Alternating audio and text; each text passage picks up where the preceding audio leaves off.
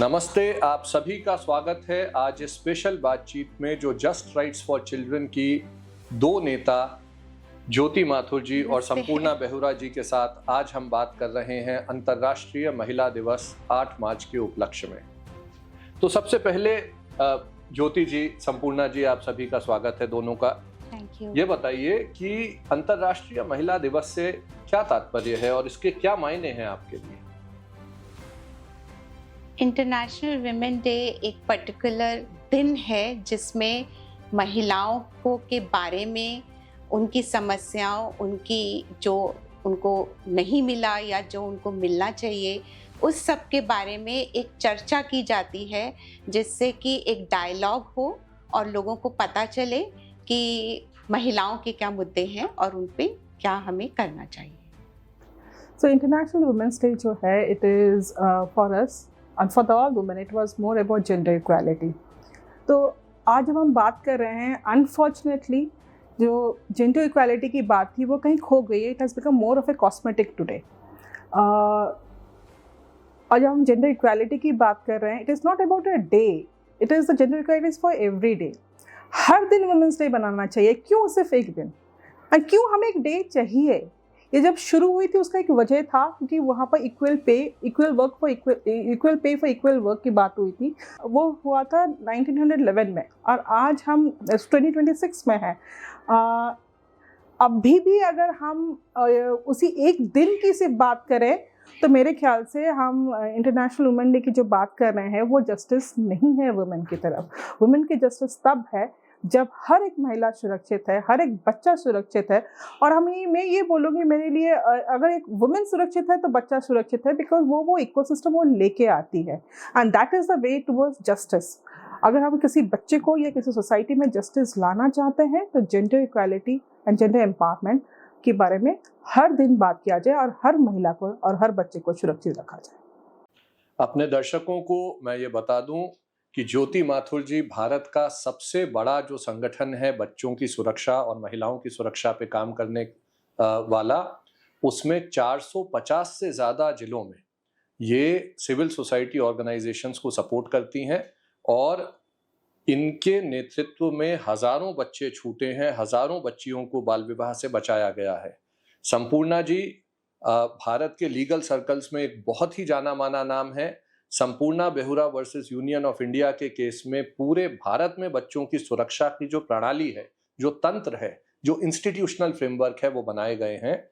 और आज संपूर्णा जी ऑनलाइन सुरक्षा जो बच्चों की होनी चाहिए, उस पे पूरे भारत में बच्चों को ऑनलाइन कैसे सेफ रखा जाए, इस पे काम करती हैं. बल्कि आपको तो आज बहुत ही खुशी भी होनी चाहिए कि थोड़ी देर पहले अभी ये खबर आई है कि कर्नाटक ने आपकी ये डिमांड मान ली है कि 16 साल से कम उम्र के बच्चों को सोशल मीडिया से कैसे सुरक्षित रखा जा सकता है. तो ये इसके बारे में आपको कैसा महसूस हो रहा है? बहुत ही अच्छा महसूस हो रहा है, क्योंकि अभी पिछले हफ्ते ही हमने जुडिशियल कोलोक्वियम किया था कर्नाटक में और ये बात के बारे में चर्चा हुई थी. और खाली ये भी नहीं, ये भी आया है कि बच्चों के लिए डेडिकेटेड सेल भी बनाया जाएगा, जिसके मॉडल जो है जस्ट राइट फॉर चिल्ड्रन ने बना के दिया था अलग राज्यों में. और वो मॉडल आज सिर्फ एक राज्य में सीमित नहीं रहा, पूरी देश आज उसके बारे में बात कर रहा है. और ये जो बात कर्नाटक ने जो स्टेप लिया है, ये काफ़ी बच्चों को जो है डिजिटल सेफ्टी पर प्रोटेक्शन देगा. एंड ये ज़रूरी है. हम डिजिटल एज में जी रहे हैं, तो डिजिटल एज को रेगुलेट करना भी बहुत ज़रूरी है. बहुत बहुत बधाई आपको. मैंने कहीं पढ़ा था एक बार कि there are only two types of people in this world. One half are the women and the other half are the people who have been given birth by women. So that is why it is most important. Women are the most important creators, protectors. तो जहां एक तरफ एक महिला को इस जननी कहा जाता है, सीता कहा जाता है, माता कहा जाता है, लक्ष्मी, दुर्गा, सरस्वती कहा जाता है, वहाँ दूसरी तरफ आज हम देखते हैं कि बच्चियाँ और ख़ास तौर पे महिलाएं काफ़ी ज़्यादा समाज में असुरक्षित महसूस करती हैं. हर व्यक्ति के जीवन में कभी ना कभी एक ऐसा पड़ाव आता है जब उसे लगता है कि मैं ये काम क्यों कर रहा हूँ, जो भी मैं कर रहा हूँ। तो आपके जीवन में ज्योति जी कब ऐसा एक मौका आया जब आपको लगा कि मुझे महिलाओं या बच्चों की सुरक्षा के लिए काम करना चाहिए, और वो क्या सोच थी जिसने आपको इस तरह का काम करने के लिए प्रेरित किया? तो भुवन जी, इट्स जो जिस पल की या जिस मोमेंट की आप बात कर रहे हैं, वो मेरी ही लाइफ और मेरे ही परिवार से शुरू हुआ। I have a daughter. जब वो बहुत छोटी थी, 2 साल की थी, हालांकि 2 साल के बच्चे बोलना शुरू कर देते हैं, पर उसने नहीं बोला क्योंकि उसको उसकी बिना बोले सब उसकी बात समझ जाते थे, तो वो बोलती नहीं थी। और वो नॉर्मल जैसे पार्क में खेलने के लिए एक बार गई, तो थोड़ी देर के लिए वो इधर उधर चली गई। बहुत बड़ा पार्क था, वहाँ बहुत बच्चे खेल रहे थे, और वो खेलते खेलते इधर उधर कहीं चली गई। अंधेरा होने लगा तो मेरी जो मदर इन लॉ उसके साथ थी, उन्होंने ढूंढा, पूछा कहाँ है अर्षा, वो नहीं मिली। फिर सब लोग ढूंढने के लिए, मेरे पास खबर पहुंची, मैं किचन में थी, मैं दौड़ी दौड़ी बाहर निकली, मुझे लगा अंधेरा हो रहा था, कहाँ है। हम सब इधर उधर, सब बच्चे सब बड़े ढूंढ रहे कहाँ है कहाँ है। हम हर उस वक्त जो मैंने फील किया कि मैं नंगे पैर सड़क पर रोकर हर किसी से पूछ रही थी कि आपने, इतनी छोटी बच्ची, उसने ये रंग के कपड़े पहने हैं, देखा है, तो मैं बहुत घबराई हुई थी। और हम थाने जाने ही वाले थे कंप्लेन करने के लिए कि कहीं वो मिल गई, क्योंकि सभी लोग ढूंढने के लिए निकले थे। तो वो जो 2 घंटे थे, 1.5-2 घंटे, जब मेरी बच्ची मुझे नहीं मिली, मैं बहुत घबरा गई। मैं ये सोच के कि तब मुझे ये रियलाइज हुआ कि किसी का बच्चा जब खो जाता है तो उसको कैसा महसूस होता है। क्योंकि उस दिन के बाद से आज तक वो इतनी बड़ी हो गई है। मैं हमेशा जब हम साथ जाते हैं, मैं उसको बोलती हूँ तुम आगे चलो, जिससे कि मुझे लगे कि वो है, वो सामने मुझे दिख रही है। तो वो एक फियर जो कि छोटा सा था, मेरे लिए तो एक लाइफ लॉन्ग फियर की तरह है। और ये आगे भी बढ़ता रहा। जब उसने डांस सीखना शुरू करा तो ज्यादातर पेरेंट्स जो हैं बच्चों को छोड़ के, भी डांस क्लास में टीचर हैं वो ध्यान रखेंगी, और चले जाते थे। लेकिन मैं एक अकेली मदर थी जो बैठी रहती थी। मुझे टीचर गुरु ने कहा भी कि आप शायद अपनी बेटी से बहुत प्यार करती हैं इसीलिए। तो मैंने कहा हाँ मैं प्यार करती हूँ, लेकिन आई कांट हेल्प इट। तो उन्होंने मुझे डांटा और कहा कि आप जाइए, ये बेटी पहुंच जाएगी आपके घर। मैंने उनकी बात तो मान ली, लेकिन मैं उस इंस्टीट्यूशन के बाहर धूप में बैठी रहती थी कि कब 1.5 घंटा खत्म होगा तो मैं उसको लेके जाऊंगी। क्योंकि मैं उस फियर से एक बार निकली थी, तो मैं उस डर को पहचानती हूँ। और उस दर्द को एक मदर के लिए या एक पूरे परिवार के लिए वो क्या डर होता है उसको पहचानती हूँ। और मुझे लगता है कि एक ऐसे फैमिली जहाँ हम एक गेटेड टाइप की सोसाइटी में रहते हैं, सेफ हैं, सिक्योर हैं, वहाँ पर इस तरह की सिचुएशन क्रिएट हो सकती है। वो मेरी बेटी मुझे मिल गई, अगर अंधेरा और हो जाता, कोई नहीं उसे ढूंढ पाता, तो शायद पता नहीं क्या होता, मैं नहीं सोच सकती। तो ये फियर तो सबके लिए है, ये हर उस माँ बाप के लिए, हर उस भाई के लिए, उस सबके लिए है। मुझे लगता है कि आपका सवाल का जवाब देते थे मैं अपने इमोशंस में कुछ खोकर, शायद आपका डायरेक्ट सवाल मैं शायद भूल गई। तो मैं रिक्वेस्ट करूंगी कि एक बार आप दोबारा अगर पूछ लें मुझसे। I got so involved in that emotion. आप जो कह रही हैं वो बिल्कुल सही है, बल्कि मैं तो एक दूसरा इससे लीडिंग सवाल पूछता हूँ। एक माँ, एक पत्नी, एक बहन, एक बेटी, इतनी सारी जिम्मेदारियों का बोझ उठाते हुए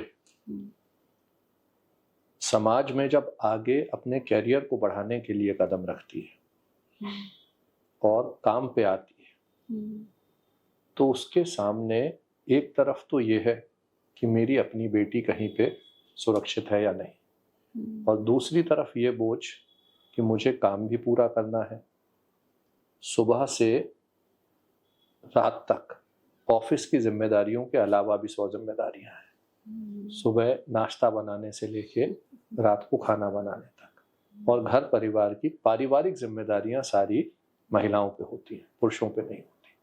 रिश्ते नाते निभाने की जिम्मेदारियां भी उन पे होती हैं। कैसे कर पाते हैं? मुझे लगता है ये सब कर सकते हैं। ये सब आप तब कर सकते हैं जब महिला की उसको रिकग्निशन ये दिया जा मिले, जो पुरुष है या बाकी जो समाज है वो ये समझे कि जितने भी जो उसके अधिकार, जो उसकी इच्छाएं वो उसकी हैं, उसको रिकग्नाइज करे कि शी इज हैप्पी, वो ये करना चाहती है, वो कहीं जा, उसको रिस्पेक्ट मिले, उसको इनकरेजमेंट मिले, उसकी बात सुनी जाए, उसका ध्यान रखे जैसे सभी का रखते हैं, जो उसको रिकग्नाइज करे चीज़ों को, उसको कुछ दे ना, बस समझ लें, उसको समझें।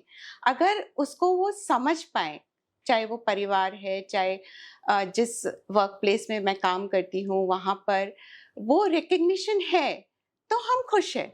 तो कोई भी काम नहीं है वो, it's part of your life, वो आप कर पा रहे हो, वो रिकग्निशन आपको मिल रहा है, वो सपोर्ट आपको मिल रहा है, रिस्पेक्ट आपको मिल रहा है, स्पेस आपको मिल रही है, आपको बोलने की जगह दी जा रही है, सुना जा रहा है, आप सेफ फील कर रहे हो। जैसे मेरा वर्क प्लेस है, मैं आती हूँ, मैं रोज I am very happy, I want to come, क्योंकि मुझे यहाँ अच्छा लगता है, मुझे लगता है कि यहाँ सेफ्टी है, मुझे लगता है यहाँ मेरी बात सुनी जाती है, मुझे रिस्पेक्ट मिलता है, आई फील एम्पावर्ड। तो इसी तरह से अगर हर महिला को ये बेसिक चीज़ें, बहुत बेसिक है, जो दूसरे को रिकग्नाइज करनी है कि she deserves it, she as a man if you have it, she also has it, then she will be happy. Sampurna ji, एक बड़ी अच्छी बात इन्होंने कही अबाउट रिस्पेक्ट।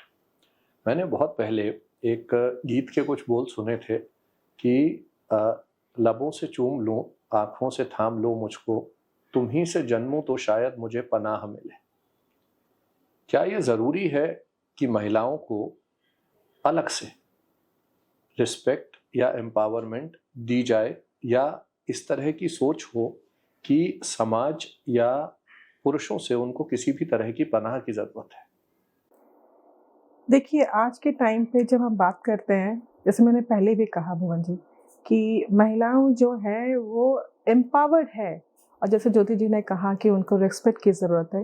एंड हम आज इंटरनेशनल वुमेन्स डे में बात कर रहे हैं, it's all started with gender equality. हमें पुरुषों के साथ कोई ये नहीं कि पुरुष आके हमें प्रोटेक्ट करे या हमें रिकॉग्निशन दे, हम सिर्फ अपना अधिकार चाहते हैं, उस अधिकार का सम्मान हो।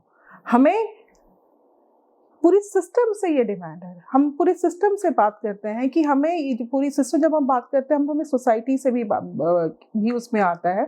तो हर एक वो अधिकारी जो इसके लिए रिस्पॉन्सिबल है, हर एक वो स्टेक होल्डर जो इसके लिए रिस्पॉन्सिबल है, हम उनसे ये अपेक्षा करते हैं कि जो हमारी अधिकार है वो रिकॉग्नाइज हो, वो उसको वो जाने और उसके अधिकार को की रेस्पेक्ट करें। अधिकार का रेस्पेक्ट होगा तो ऑटोमेटिकली महिलाओं का रेस्पेक्ट होगा। ये नहीं कि एक पुरुष ने किया या पुरुष से हमें कोई अपेक्षा है, हमें पूरा सिस्टम से अपेक्षा है। सिस्टम यानी समाज, पूरे सब समाज में आते हैं, हम भी आते हैं, आप भी आते हैं। मैं इसमें क्लैरिफाई करूँ चीज? जी प्लीज। संपूर्णा जी ने कहा कि मैं ये चाहती हूँ कि हमें respect, I am demanding respect. No, I am not demanding respect, I am saying recognize, as any other human being, recognize that I need, me or anybody for that matter, any human being, be it women, man, has to be respected. I'm just saying, I'm not demanding it, I'm saying you recognize it, I can earn my own respect. Absolutely. I would like to clarify a bit over here. When I talk about demand, yes, I stand by that. I demand the respect for equal gender rights for women. That is a respect. Women as such will definitely get the respect. She will earn it. But recognizing the rights of the woman, that is what we demand from the society, because today we are living in a society where every second child is being abused, there are exploitation to the core. That is why, because women and children are being considered as a commodity. They are being sold. They are being trafficked. So, in place of that, I stand by that I demand the respect that they are a human being, consider them as a human being, respect the human rights of those women. How can this be done in society? I would like to ask both of you. If God was to give you this boon, आज ईश्वर ने आपको यह आशीर्वाद दिया कि एक दिन के लिए आप इसको मान के चलिए कि आप कुछ भी बदल सकते हैं, तो वो क्या है जो आप बदलना चाहेंगे जिससे ये सुनिश्चित किया जा सके कि महिलाओं की रिस्पेक्ट या उनके अधिकार सुरक्षित भी हों और सुनिश्चित भी हों? तो क्या है जो आप बदलना चाहेंगे समाज में और कैसे? You want to answer first? Both of you. अच्छा. No, I'll start with like you said कि एक दिन के लिए, अगर एक दिन की आपने बात करी तो मेरे दिमाग में जो सबसे पहले आया वही मैं आपको बोलूंगी कि let a man live a life of a woman and see what she goes through. वो जरूरी नहीं है, वो जो है शायद हो सकता है कि आदमी कहे कि बस अब तो हो गया, रिजाइन कर दिया, खत्म हो गई बात. No, it's not about, it's about कि वो समझ पाए, एक वो कोई भी है, कोई भी पुरुष समझ पाए. It's not about challenge. ऐसा नहीं है कि महिलाओं को challenge ही challenge है.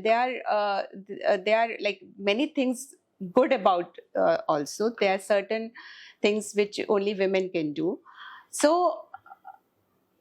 So experience, अगर जैसे आपने बोला ना, मैं उस पर्टिकुलर क्वेश्चन को मैं इस तरह से बोलूँ, मैं समझी कि they could experience and understand and be more sensitive and more empathetic. मैं बल्कि हंस के ये बात कहूँगा कि आप शायद पुरुषों की बहुत रिस्पेक्ट करती हैं, जो आपको लगता है कि यदि वो एक दिन जो है महिलाओं की तरह जीने लगेंगे तो वो समझ जाएंगे और फिर चीजें ठीक हो जाएंगी अपने आप. जी संपूर्णा जी. मेरा ये मानना है कोई भी चेंज हो वो ओवरनाइट नहीं आता है. It's a change, it's a process and उसमें समय लगता है. But yes, if I have given a day to make a change, उसमें मैं ये कहूँगी कि जो भी हमारे कॉन्स्टिट्यूशन हमें अधिकार देते हैं, जो भी लॉज एंड पॉलिसीज हैं, उनकी इम्प्लीमेंटेशन हो.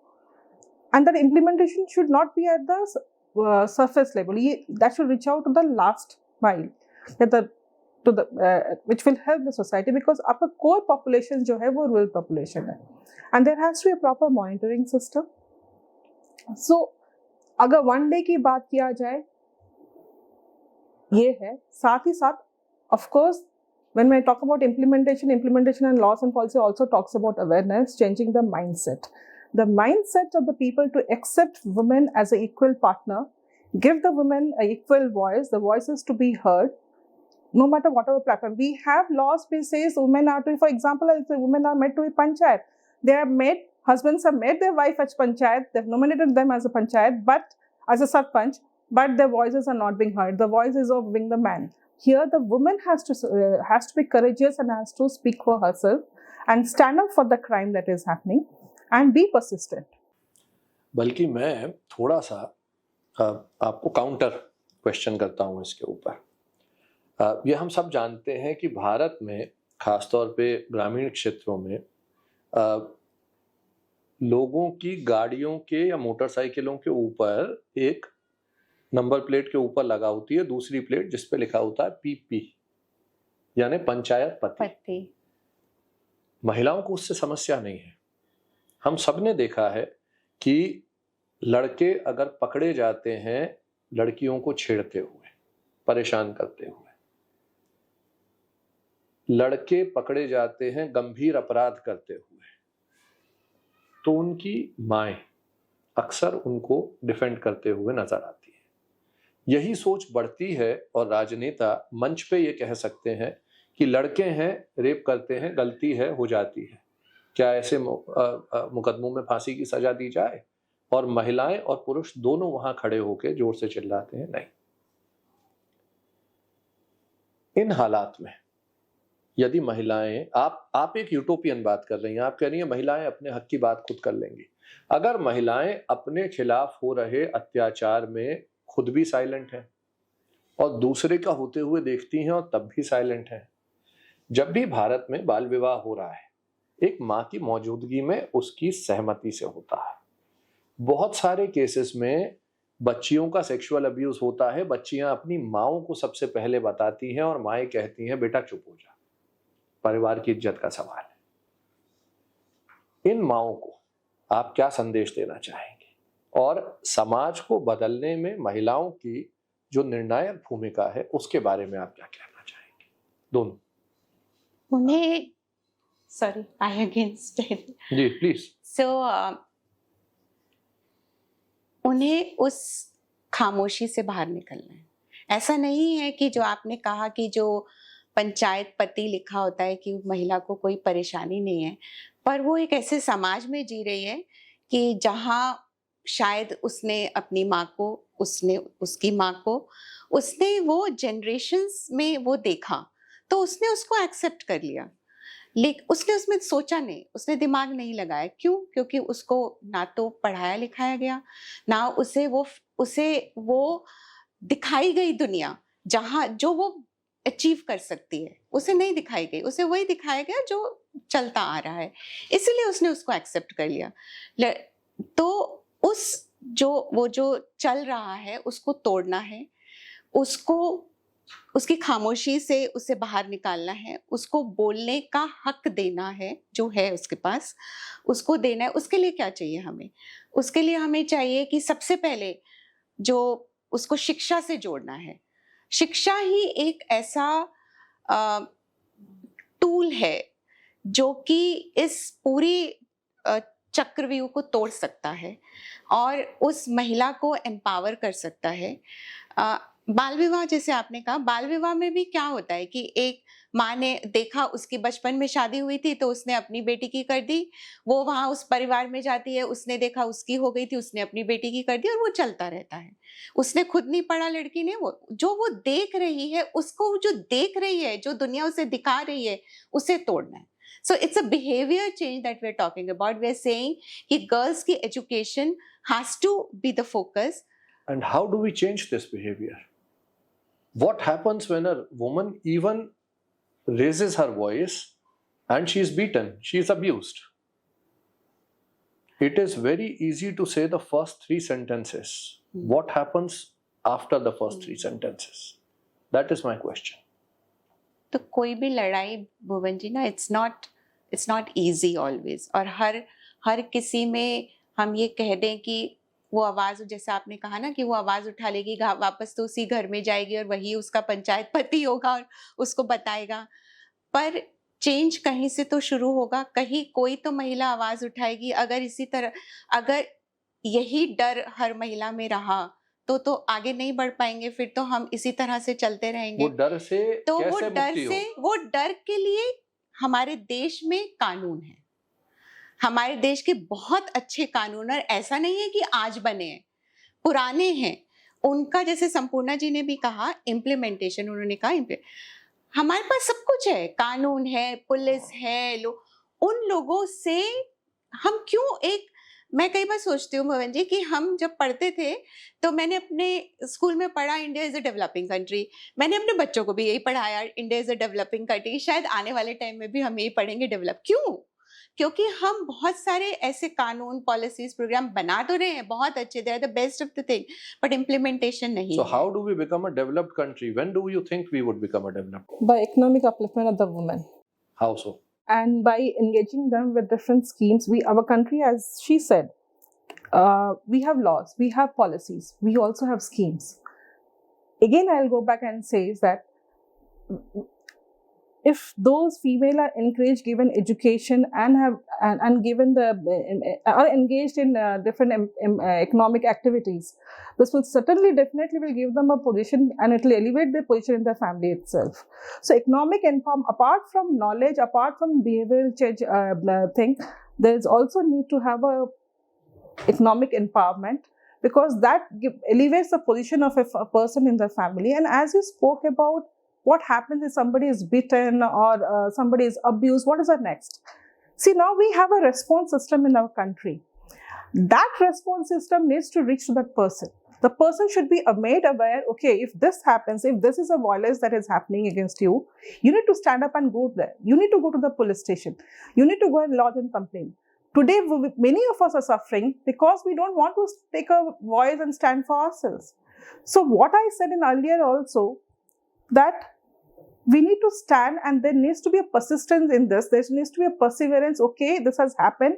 I'm going to police station, and going to police station is also not easy. But if the person makes it to the police station, she will overcome half of the thing. That will empower herself. And the moment you lodge a complaint, there will be also other challenges. And to support her, and we have beautiful laws in our country, the person needs to be told there are other people with you to support you in your journey. And we have, for example, in POCSO cases, we have support person thing which is there that needs to be implemented. And there are also other groups in the self-help groups, there are Anganwadis, there are other ASHA workers who are there who can be of help to this woman once who goes to a police station and raise a complaint, and also tell them what are the response mechanism is there from the government side. So with education, with knowledge and economic empowerment, it will definitely help her to elevate her position, the society. And what you also asked, how to go from a developing country to a developed country? That is the answer is economic empowerment. I have heard multiple times both of you mention the rule of law and justice and things like that. In art, in literature, in religion, in poetry, in everything to do with the happiness of human beings, women find a special place. They have always been a subject matter of respect. They have been a subject matter of affection. They have been a subject matter to describe and detail beauty. And as it is said, a thing of beauty is joy forever.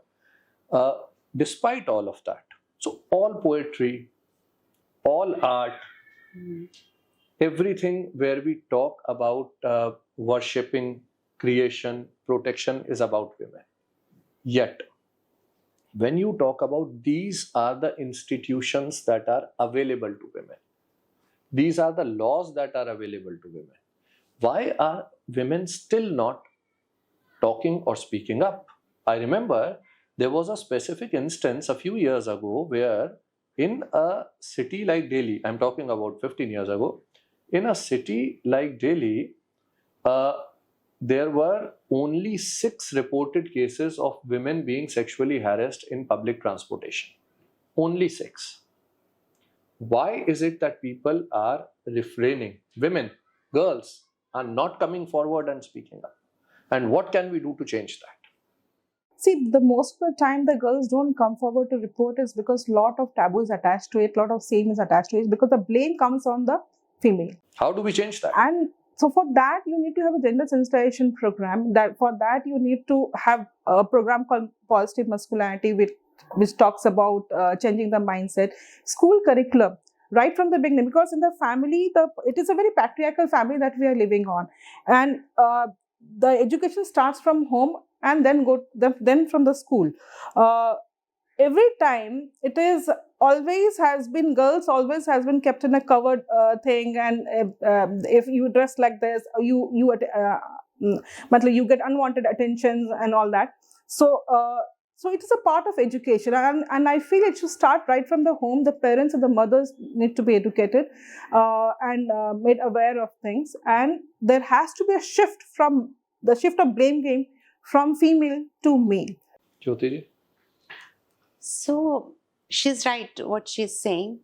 The woman or the girl is scared to go out because she feels that the system with which she has to deal with, starting from the police and then later on the other heavyweights that come in, she is scared to face them. She is scared at home when she comes back, how the family would treat her, because she has spoken up. She has spoken about an abuse which was hidden, जिसके बारे में कोई बात नहीं कर रहा था, अब खुले में उसको बात करना पड़ेगा. तो उसके साथ एक स्टिग्मा होगा जो उसके ऊपर डाला जाएगा, जबकि उसकी कोई गलती नहीं है. तो इसमें 2 चीजें मुझे समझ में आती हैं. पहला, वो बिहेवियर चेंज जो हमें देखना चाहिए और हमें सिखाना चाहिए, हमें बोलना चाहिए. हमारे हर उस प्लेटफॉर्म पर हमारे कंट्री में, चाहे वो मीडिया है, चाहे सोशल मीडिया है, वो उस विक्टिम की ना बात करके उस एक्यूज्ड की बात करे, जिसने किया उसके ऊपर फोकस करे. और दूसरा, जो वो सिस्टम है जिससे वो डरती है कि वो पुलिस वाला है, क्या बात करेगा, क्या लैंग्वेज, उसे कोर्ट में जाके क्या सवाल करने पड़ेंगे, वो उसे एक तो वो सिस्टम लॉज में बना हुआ है कि वो विमेन फ्रेंडली है, होना चाहिए, वो हो, वो बनाया जाए, उसमें लोगों को ट्रेन करके, सेंसिटाइज करके बनाया जाए।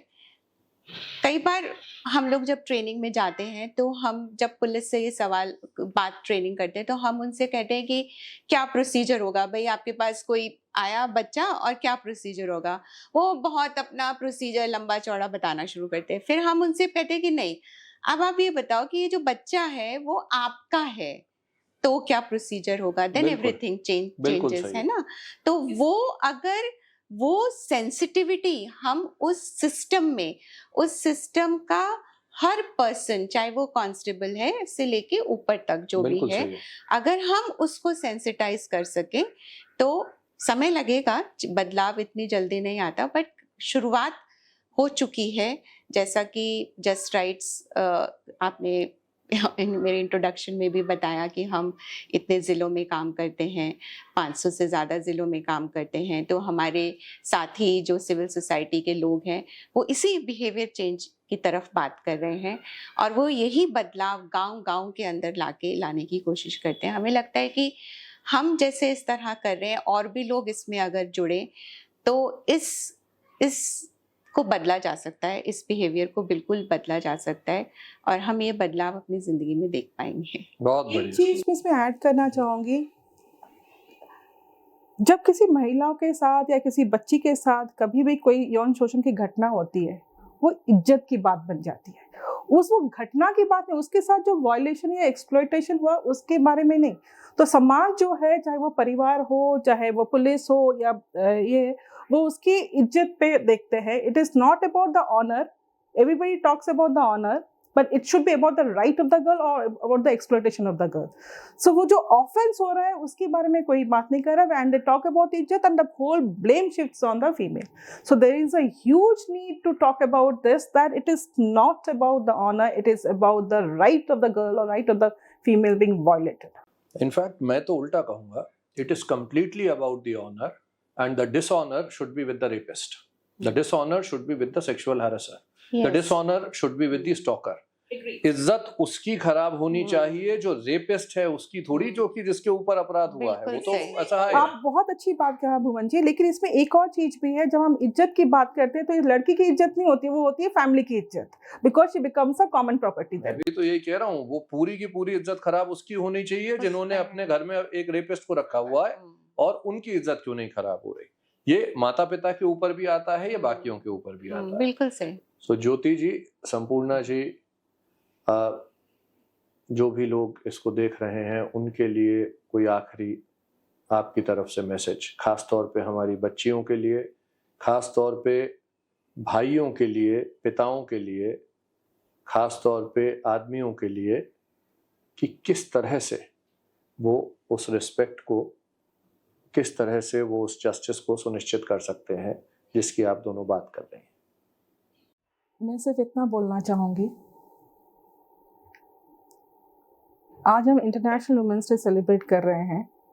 मैं सारे भाइयों, सारे जितने भी सोसाइटी में जितने भी स्टेक होल्डर्स हैं, सिर्फ भाइयों को ही नहीं, क्योंकि सबको साथ में लाना, कन्वर्जेंस लाना बहुत ज़रूरी है कि ये वुमेन्स डे का जो मतलब है वो सिर्फ किताबों में ना रह जाए और उसका जो मीनिंग है उसको बदल ना दिया जाए। आज सेलिब्रेट कर रहे हैं, आज एक दिन आप सेलिब्रेट करोगे, कल उसको वही वुमेन को आप जो है नीचा दिखाओगे या उसकी बात नहीं सुनोगे, उसको एक्सपोजिशन नहीं दोगे, उसके अधिकार को नहीं देखोगे, उसके साथ हिंसा भी होगा, आवाज़ नहीं उठाओगे।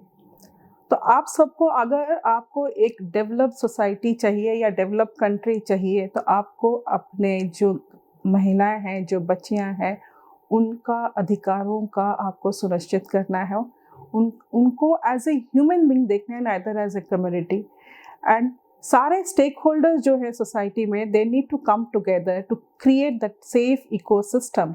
And once a safe ecosystem is created and once a woman is empowered, that will lead to the path of justice, and that would be the just society to live in. Thank you. मुझे लगता है भुवन जी कि महिलाओं को देखना, चाहे वो कोई भी है, चाहे वो परिवार में है, बाहर है, वो कोई अलग नहीं है, वो आप ही की जैसी है, बराबर है। इक्वालिटी की तरह देखो, इक्वल की तरह ट्रीट करो, तो सब ठीक होगा।